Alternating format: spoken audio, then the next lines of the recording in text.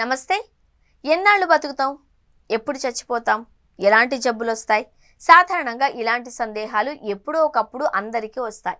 అందులోనూ కాస్త అనారోగ్యం బారిన పడినా ఇలాంటి అనుమానాలు పట్టి పీడిస్తాయి. ఇలాంటి ప్రశ్నలు ఇప్పటిదాకా $1,000,000 ప్రశ్నలు. మరిప్పుడు ఒక సాధారణ రక్త పరీక్ష ద్వారా ఒక వ్యక్తికి క్యాన్సర్ లేదా మతిమరుపు వంటి ప్రధాన వ్యాధుల ప్రమాదాన్ని అంచనా వేయవచ్చు అని, ఏ అవయవాలు ఎలాంటి స్థితిలో ఉన్నాయో గుర్తించవచ్చు అని ఒక కొత్త అధ్యయనం కనుగొంది. రానున్న 10 ఏళ్లలో ఎలాంటి జబ్బులు రాబోతున్నాయో కూడా తెలుస్తుందట. ఏంటి, నమ్మలేకపోతున్నారా?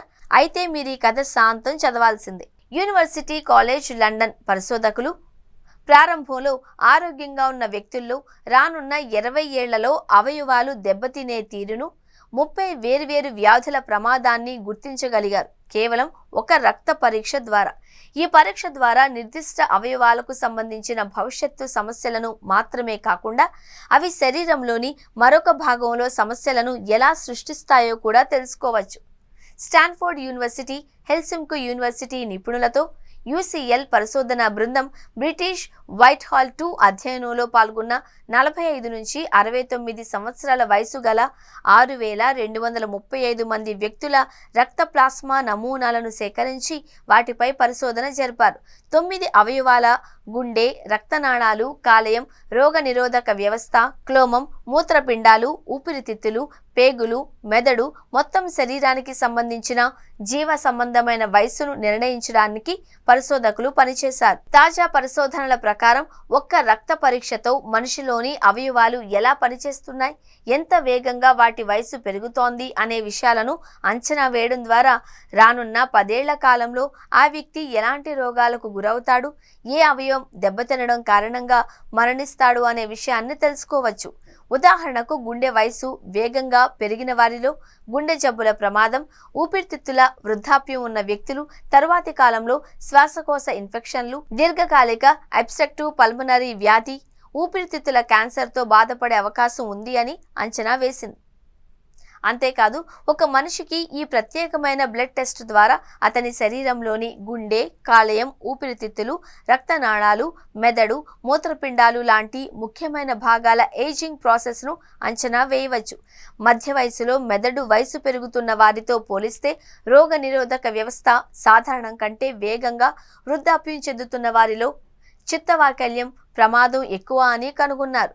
తీవ్రమైన ఇన్ఫెక్షన్లకు గురయ్యే వ్యక్తుల్లో ఈ ప్రమాదం ఉంది అని శాస్త్రవేత్తలు చెప్పారు. అలాగే మూత్రపిండాల ఆరోగ్యం ఇతర అవయవాలతో ముడిపడి ఉంది అని కూడా గుర్తించారు. మూత్రపిండాల వృద్ధాప్యం వేగవంతమైన వ్యక్తులు తరువాతి కాలంలో వాస్కులర్ వ్యాధి, టైప్ 2 డయాబెటీస్, కాలేయ వ్యాధుల బారిన పడే అవకాశం ఎక్కువగా ఉంది. దాదాపు అన్ని అవయవాల జీవ సంబంధమైన వృద్ధాప్యం మూత్రపిండాల వ్యాధి ప్రమాదాన్ని పెంచుతుంది అని అంచనా వేసింది.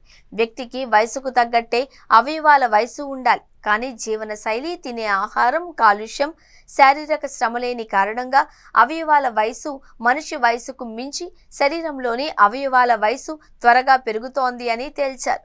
UCL పరిశోధన ఫలితాలు లాన్సెట్ డిజిటల్ హెల్త్ జర్నల్లో ప్రచురించారు.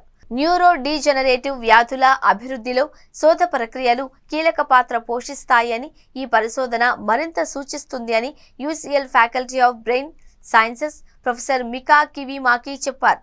మన అవయవాలు ఒక సమగ్ర వ్యవస్థగా పనిచేస్తాయి, కానీ అవి వేర్వేరు రేట్ల వద్ద వృద్ధాప్యం చెందుతాయి. ముఖ్యంగా అవయవాలలో వృద్ధాప్యం అనేక వృద్ధాప్య సంబంధిత వ్యాధులకు దోహదం చేస్తుంది. కాబట్టి అన్ని అంశాలను జాగ్రత్తగా చూసుకోవడం చాలా ముఖ్యం.